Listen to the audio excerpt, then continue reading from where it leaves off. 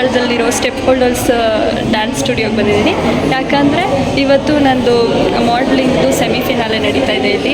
So talent round ಮತ್ತು self introduction round ಮತ್ತು walk ಇದೆಲ್ಲ ಇರುತ್ತೆ. ನಾನು ಸೆಲ್ಫ್ ಇಂಟ್ರೊಡಕ್ಷನ್ಗೆ ಆಲ್ಮೋಸ್ಟ್ ಸ್ವಲ್ಪ ಪ್ರಿಪೇರ್ ಆಗಿದ್ದೀನಿ. ಆ್ಯಂಡ್ ಆಲ್ಸೋ ಎನಿಮಿ ಅಂತಲೇ ಹೇಳ್ಬೋದು. ಟ್ಯಾಲೆಂಟ್ ರೌಂಡ್ಗೆ ನಾನು ಆ್ಯಕ್ಟಿಂಗ್ ಅಂತ ಕೊಟ್ಟಿದ್ದೀನಿ, ಬಟ್ ಸಾಂಗ್ ಕಲಿತಾ ಇದ್ದೀನಿ. ಏನು ಮಾಡೋದೋ ಗೊತ್ತಾಗ್ತಿಲ್ಲ ನನಗೆ. ಯಾಕಂದರೆ 70% ವಾಕ್ ಮತ್ತು ಸೆಲ್ಫ್ ಇಂಟ್ರೊಡಕ್ಷನ್ ಆದರೆ ಇನ್ನು 30% ನಮ್ಮ ಟ್ಯಾಲೆಂಟ್ ರೌಂಡ್ ಕೂಡ ಇದಕ್ಕೆ ಆ್ಯಡ್ ಆಗುತ್ತೆ. ಸೊ ನಾನು ಸಾಂಗ್ ಕಲಿತಾ ಇದ್ದೀನಿ. ಯಾವ್ದು ಗೊತ್ತಾ? ಕನಸಲು ನೂರು ಬಾರಿ. ಏನೋ ಪರವಾಗಿಲ್ಲ, ಚೆನ್ನಾಗಿ ಆಡ್ತೀನಿ ಅಂದ್ಕೊಂಡಿದ್ದೀನಿ.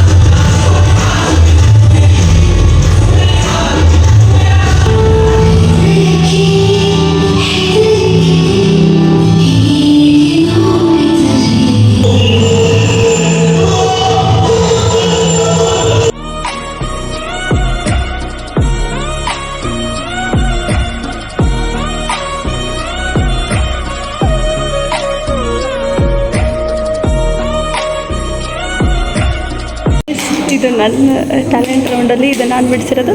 ಇದು ನನಗೆ ಇವಾಗನೇ ರಂಗೋಲಿ ಎಲ್ಲ ಕೊಟ್ಟಿದ್ದು ಗೈಸ್. ಅಕ್ಕಮುಖತ ಸಕ. ಆಮೇಲೆ ಇವ್ರ ಹತ್ರನೂ ಸ್ವಲ್ಪ ಕಲರ್ಸ್ ಇಸ್ಕೊಂಡೆ, ಇವ್ರ ಹತ್ರನೂ ಕಲರ್ಸ್ ಇಸ್ಕೊಂಡೆ. ಇದೆ ಅನಿಸುತ್ತೆ 30 ಔಟ್ ಆಫ್ 30 ಇವರಿಗೆ. ನನಗೆ 1 5, ಇವಾಗ 1 10, ಅವ್ರಿಗೆ 1 15, ಅವ್ರಿಗೆ 20 30.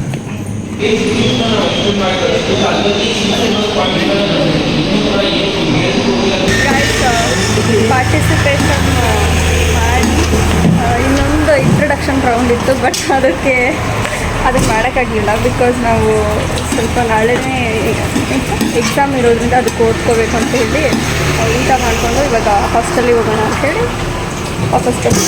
ಗ್ಯಾಸ್ ನಿಮ್ಗೆ ಹೇಳೋದೇ ಬರ್ತ್ಬಿಟ್ಟೆ.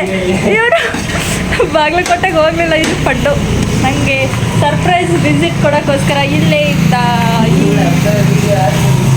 ನನಗೋಸ್ಕರ ಇವನು ಎಂತ ಬಾಗಲಕೋಟೆಗೆ ಹೋಗಲಿಲ್ಲ. ಇವನು ಸರ್ಪ್ರೈಸ್ ಕೊಡ್ಸಿದ ಪುಣ್ಯಾತ್ಮ. ಎಲ್ಲಪ್ಪ ಮುಖ ತೋರಿಸ್ರಿ.